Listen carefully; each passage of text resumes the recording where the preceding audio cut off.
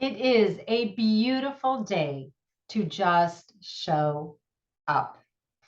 Hi, everyone. Yvonne Heath here, nurse turned author, speaker, and changemaker, and your host. Welcome to Navigating Grief with Heart and Humor, where we talk about plan and prepare for grief, transitions, end of life, and all the messiness in between, long before it arrives, and diffuse the fear so we can live fully now. Or that is certainly what we aspire to do. Most of the time, we've been in the deep trenches of grief or crisis or face the death of a loved one, and we were terrified. We didn't know what to do. We didn't know what to say. Different family members thought we should be doing things differently. Families fractured beyond repair. Have you ever been in that situation? Excessive suffering. So we have learned and we want to do it differently next time. And learning is ongoing, evolving. And the very most important thing is to forgive our past. We didn't know what we didn't know. And that's all there is to it. We can only change the present and moving forward. So in today's time together, I would love for you to take a moment to just land, forget about all the other noise out there, and set an intention. What does your heart need to hear today?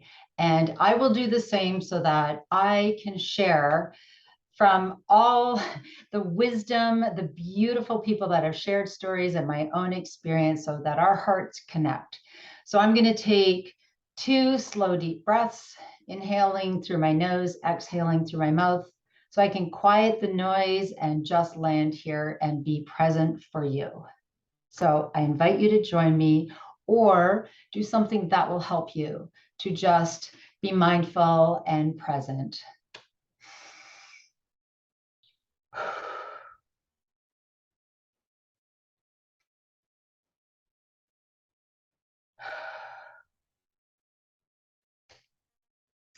As I do that, and as I quiet the noise, I ask to share what you need to hear today.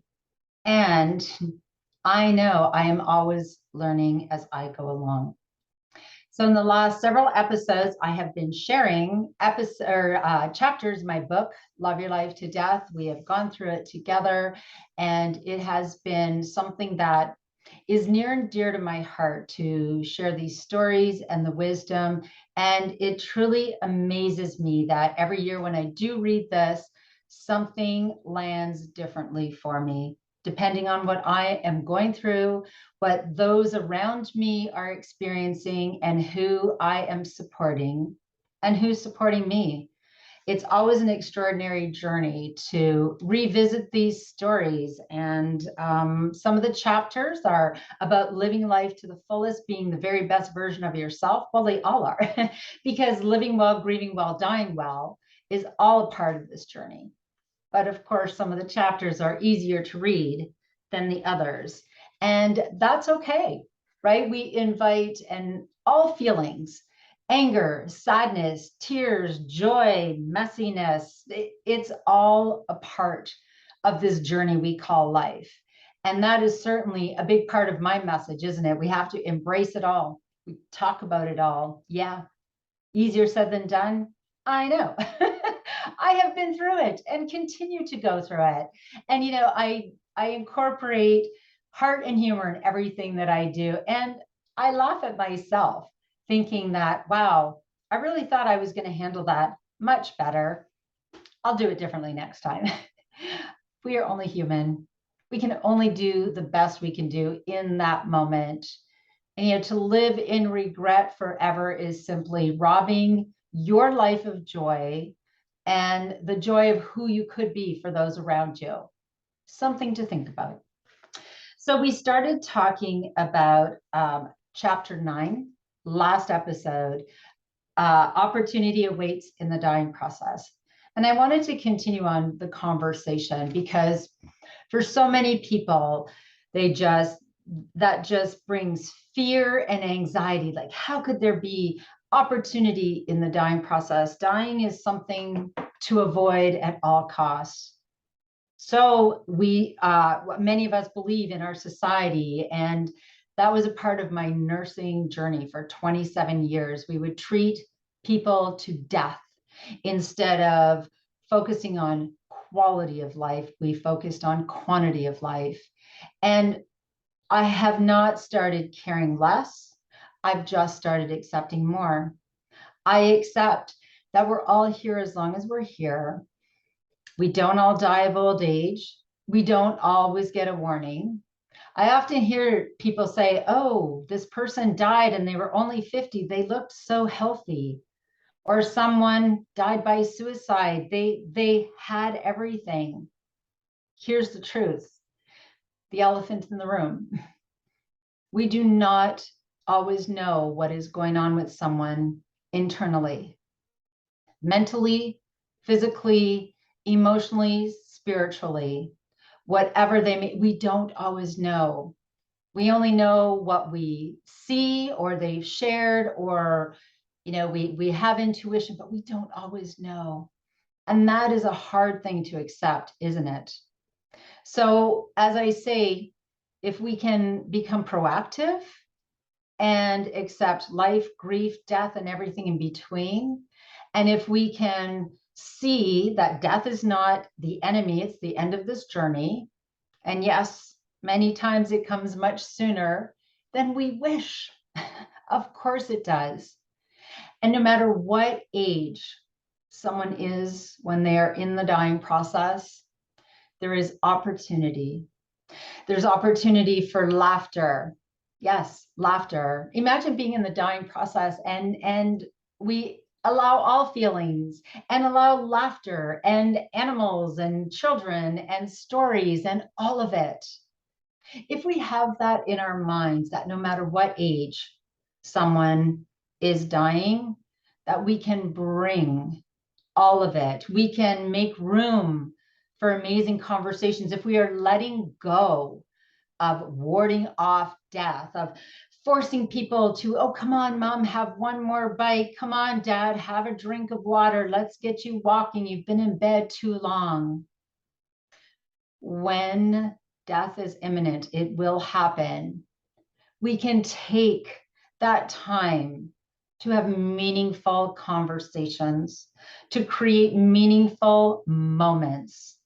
I shared two beautiful stories, and there are just so many. One of Erica's father, who was dying, and they didn't have those conversations, but he chose to bring his family to Florida. He wanted to see his children having the time of their lives. It was a gift to them and for him as he was dying. And Garver, whose beautiful wife, Mary Jo, always wanted to be a nurse. And so in his dying process, he said, go back to school, become a nurse. And he lived to hear every one of her stories and died peacefully. Opportunity in the dying process. I've also heard and people have shared with many beautiful stories, heartwarming and heart-wrenching, when children were dying. And we all feel the same. Children, we don't want to outlive children. Children should not die before their parents. Yes, I know. And yet that is not our reality. And so what if in their dying process we said, we are going to love you, love you, love you till the very end of your life, your very last breath. And we brought in the joy and the laughter and the friends and whatever we could.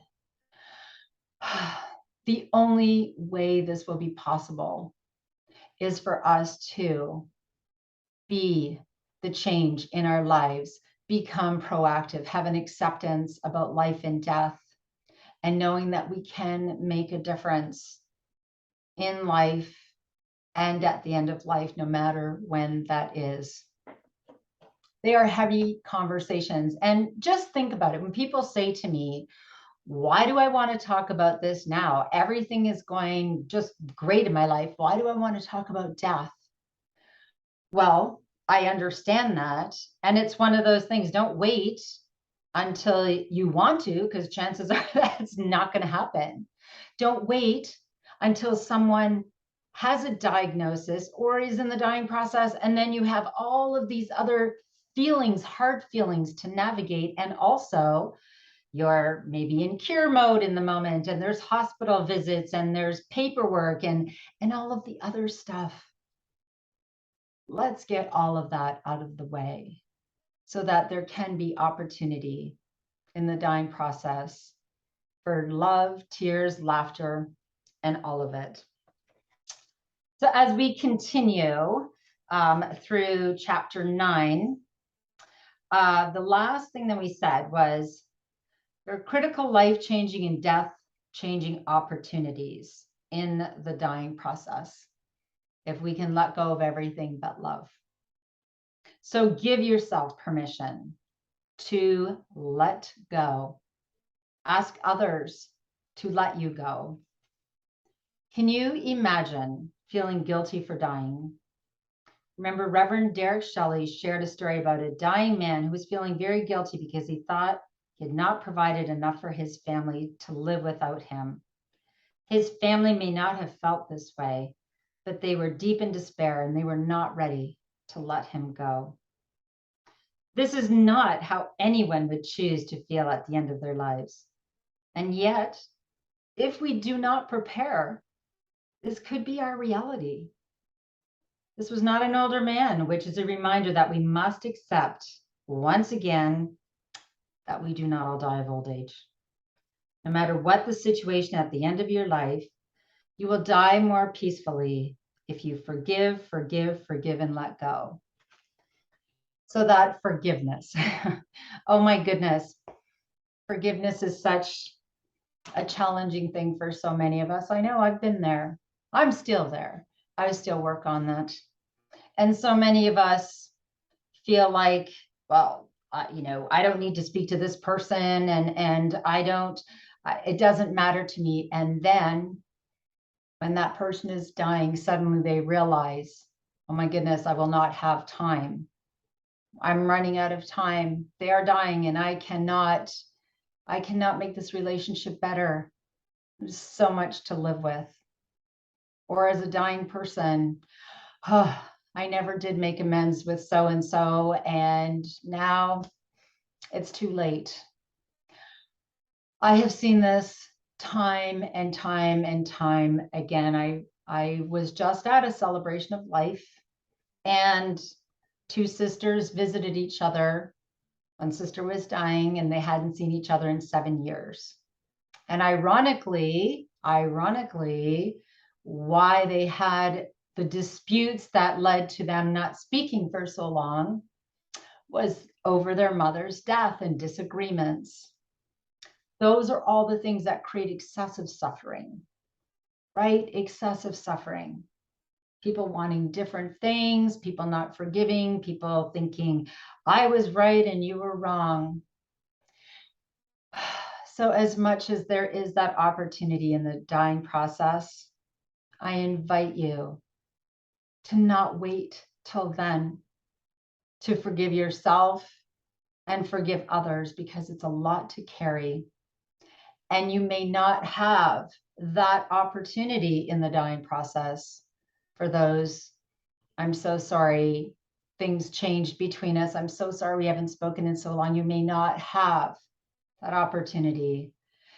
And then you have to carry that. Or a person who is dying and feeling guilty.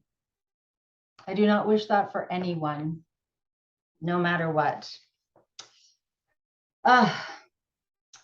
So again, forgive yourself for everything that you wish you had done and didn't do. Forgive yourself for everything that you did that you wish you hadn't. Ask your loved ones for forgiveness and forgive them. Choose to die peacefully and ask everyone to let you go. And again, because we know that dying is a part of this journey, wouldn't it be wonderful to do this now and throughout your life, and then at the end of your life? If you want to live life more fully, more peacefully now, let it go. Let go of everything but love now. Do we know a lot of people who exist in bitterness for things that have happened to them, for things that people have done to them or didn't do? Absolutely. And I promise you, at the end of life, all of those things seem so meaningless, right? Even if someone has done horrible things, to carry that through your life and to the end of your life is a burden for you. So let it go. Give your loved ones permission to move through their grief and find joy again. Again, easier said than done? Absolutely. But possible, as we've seen. So let's read this.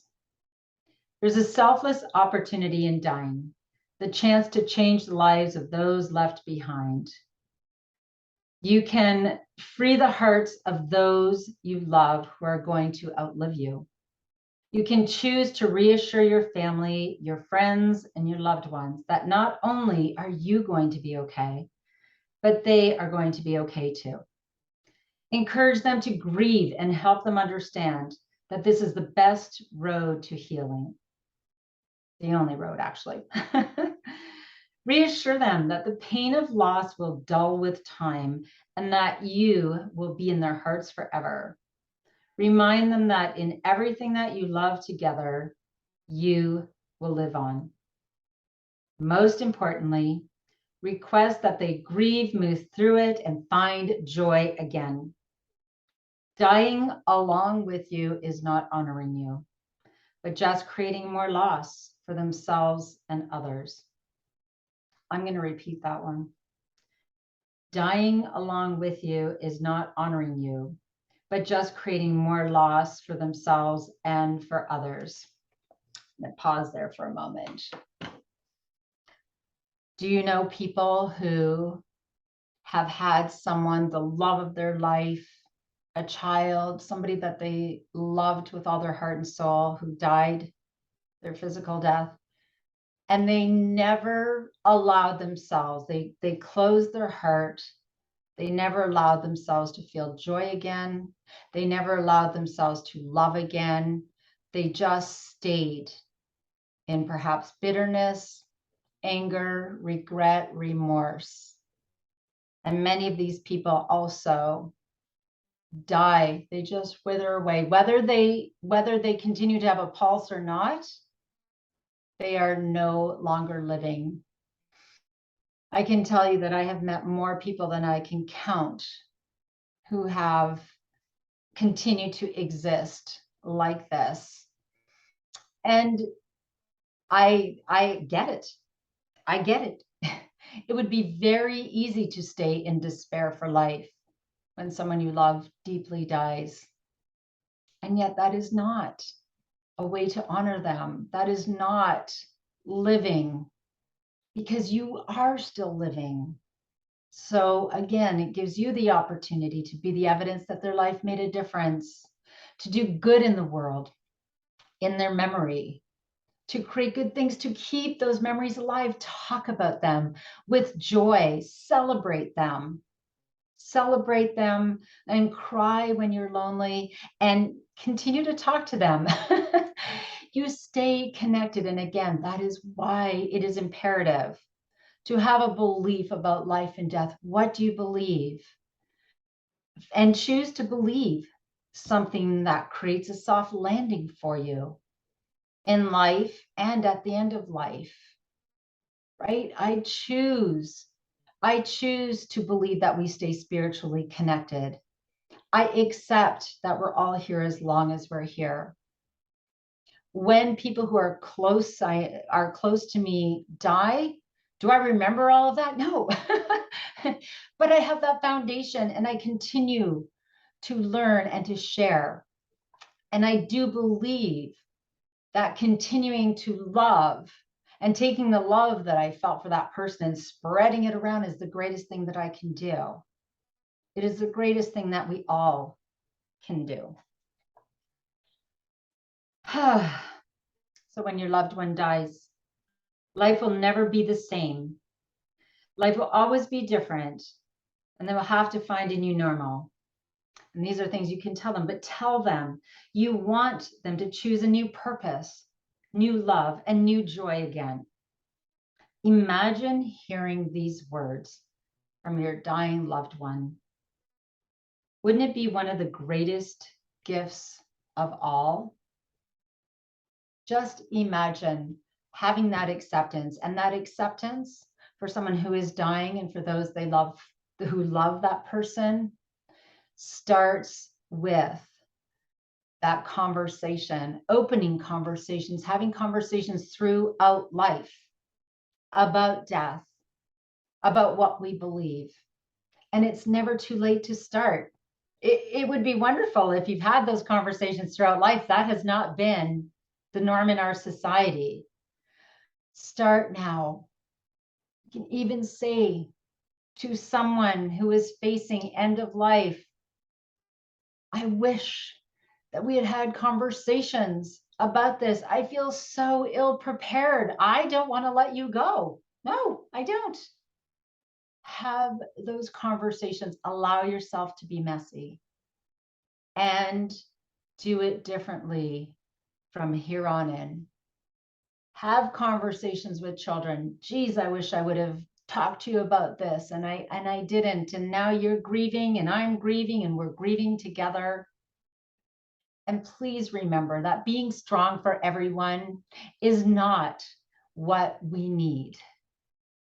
We need to learn and we need to teach by example. We don't have to always have it all together. We don't have to be super people, supermen, super women. Just need to allow our humanness and know that there's always something we can do differently next time. And there's nothing we can do to change what we did in the past. So many of us look back at the death of a loved one and think, oh, we could have done that so differently. Write a letter to your loved one who died and say, I wish I would have been there for you. I would have just shown up so differently. Make amends with your family. Something happened 20 years ago and you had a difference of opinion when somebody died. Let's move on. Let's move on. We're only here for a glimpse on this planet and this journey we call life. Live it the best way you can. We talked here about what I believe is a good death. And it is not something we think about often, is it? But I believe that we can create a good death for ourselves and for each other. And here's the thing. Here's the thing. We don't have a choice about dying or not dying. We have a choice of our perspective about dying. So this is what I wrote about what I am choosing to believe about my own death. I don't know what age I will be when I die, but I know it will be when my life's journey is supposed to end. This is how I imagine my end of life. Should I become ill? I've lived a full and purposeful life, loving, laughing as much as possible. I've not been ill for a long time, as I would not choose to prolong a sick life. I would not opt for extensive treatment and medication if my quality was dwindling. And so after a short illness, I am in the dying process. I've already written letters, videoed, arranged my funeral and celebration of life, cremation, and where I want my ashes spread. There is nothing left to do but live until I die. Together, my family and close friends care for me in the home that I love. Unless that becomes impossible and I go to hospice, I will die there. My family is comfortable with that, as we have always talked about life, death, and our wishes. We're using this precious time to create more wonderful memories and take many pictures. I don't look my best, but that isn't important now. I love to sit by the lake under my favorite tree. I'm in an oversized lawn chair wrapped with lots of blankets. The barking dogs, chirping birds, and children splashing and playing all around me make my heart sing. They stop their games often to come and give me a hug. What joy this brings me. I'm not eating much, and no one is trying to make me. That is a relief. We have pain medication here, so my discomfort is at bay. I've loved my life deeply here and choose to believe that we will all remain connected. Although this brings me peace, I still cry at times, sometimes alone, sometimes with my family. It's okay to cry. I can no longer climb the stairs, so the comfortable bed they have brought in and put on the main floor is my final resting place. I've always remembered Homer's story, and it continues to inspire me at the end of my life. And with a life well planned and a death well planned, in the middle of the night, surrounded by my loved ones, just like Homer, I jump. It still makes me emotional to think of my own mortality. And yet I choose to embrace my life. I choose to plan my end of life, and I choose to believe that it will be peaceful until proven otherwise. These are the things we get to choose, right? I always say to people, we always have a choice. We don't always have the choice we wish we had. But what we can do is choose to focus on the positive. We can choose to educate ourselves. We could choose to embrace what is and make the most of our lives. And I ended with a quote here by Dr. Brian Goldman. We must make our death meaningful, just as our life is meaningful, just as our birth was meaningful. So I am inviting you to have this conversation with yourself first. Could you see opportunity in the dying process in the future or now, if that is what you're facing? What would you like, or what would you want your death to look like? Could you visualize something as beautiful as I shared and what I chose? This is something that we can talk about throughout life without living in fear. Think about that. If we live in fear of death our whole entire lives, my goodness, we're robbing ourselves the opportunity of a life lived fully. And so I thank you again for spending this time with me. I know that these conversations can be triggering. They can make you cry, feel emotional, so many swirling emotions, and that's okay. Let's keep talking and know that you do not have to do this alone. I am here for you, and there are so many resources out there. Go to my website, Love Your Life to Death, resources and my program and my book and bracelets and so much more. We can do this better together. And how? Well, you know how we can do this. Commit to ongoing learning and evolving. Forgive your past and do better next time. And teach by example. And if you want to be able to do all of this, living well, grieving well, dying well, my call to action, as always, plan your life, plan your death, and then just love your life to death. And always bring your own tambourine to the party. Thank you so much. I look forward to having another conversation. Chapter 10 will be next week in the next episode. And then there will just be the conclusion. And that will be my wonderful book, Love Your Life to Death. So many incredible stories that we can share and learn from. And I invite you to read them, learn from them, and stay connected with me. Thank you so much. We'll see you in the next episode. Bye for now.